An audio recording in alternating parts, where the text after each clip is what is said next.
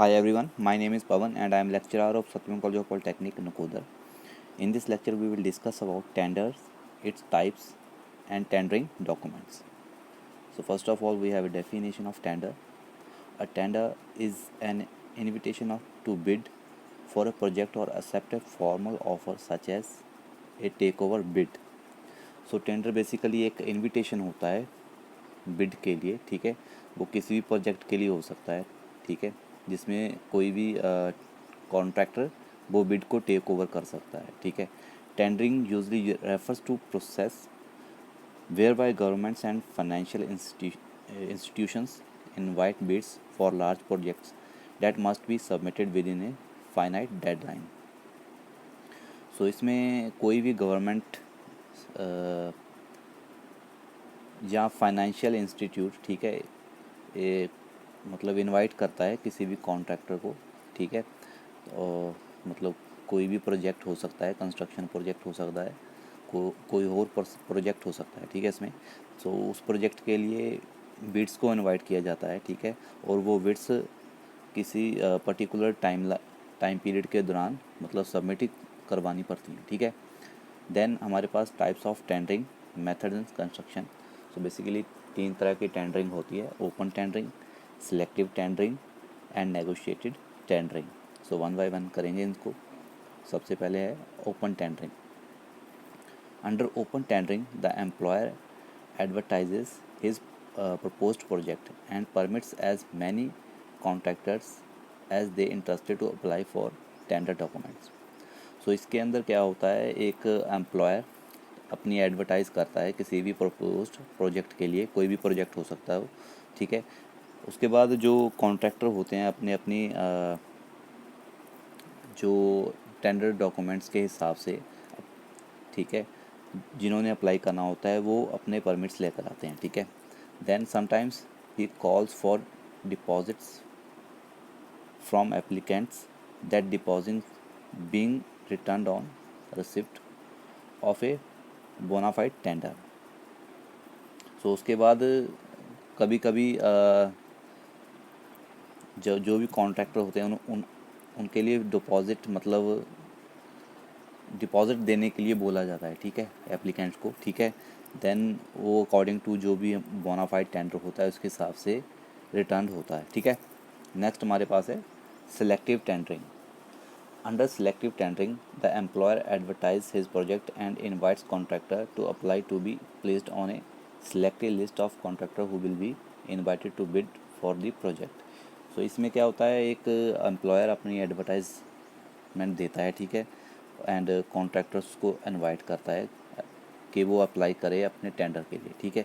सो जो भी selected contractor होते हैं उनको इनवाइट किया जाता है बिड ऑफर करने के लिए, ठीक है।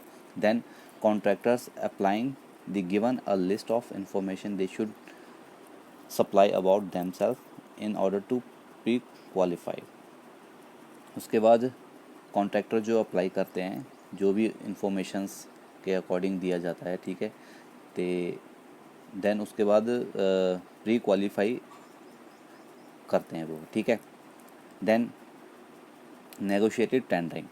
Negotiated tenders are obtained by the employer inviting a contractor of his choice to submit prices for a project. Negotiated tendering में क्या होता है, एम्प्लॉयर अपने बिहाफ पर या अपनी मर्जी से किसी भी कॉन्ट्रैक्टर को हायर करता है, ठीक है, और उसे अपने प्रोजेक्ट की प्राइस लिस्ट देता है, ठीक है।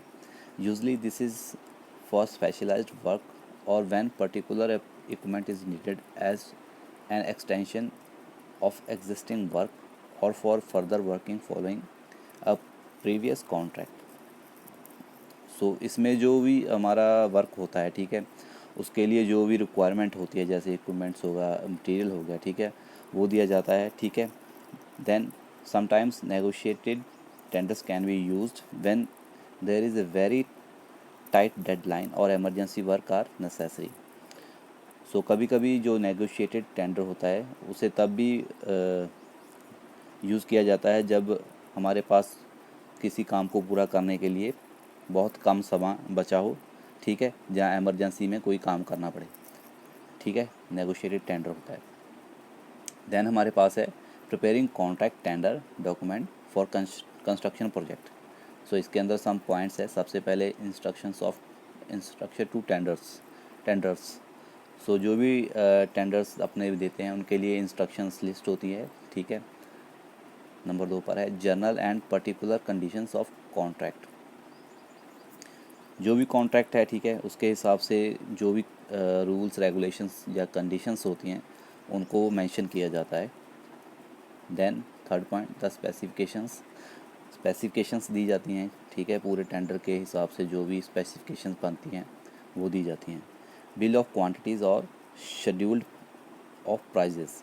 तो उसके बाद जो भी हमारी क्वांटिटीज़ होती हैं, मटेरियल क्वांटिटीज़, ठीक है, उनका बिल दिया जाता है, ठीक है, ओवरऑल बिल। देन जो भी हमारे मटेरियल के लिए प्राइजेस होंगे उनका शेड्यूल निर्धारित किया जाता है, उस हिसाब से बिल प्रिपेयर किया जाता है। Then tender and appendices. So इसमें जो टेंडर होता है, ठीक है, उसकी अंतिका जारी की जाती है। Then the contract drawings. So जो भी प्रोजेक्ट है हमारा, ठीक है, उस हिसाब से जो भी कॉन्ट्रैक्ट की ड्राइंग्स होती है प्रोजेक्ट की, ठीक है, वो देखी जाती हैं, ठीक है। उस हिसाब से जो टेंडर फाइनल किया जाता है, ठीक है। सो ये था हमारा tender, its types and tendering documents. अगर इसमें कहीं प्रॉब्लम है तो आप पूछ सकते हो।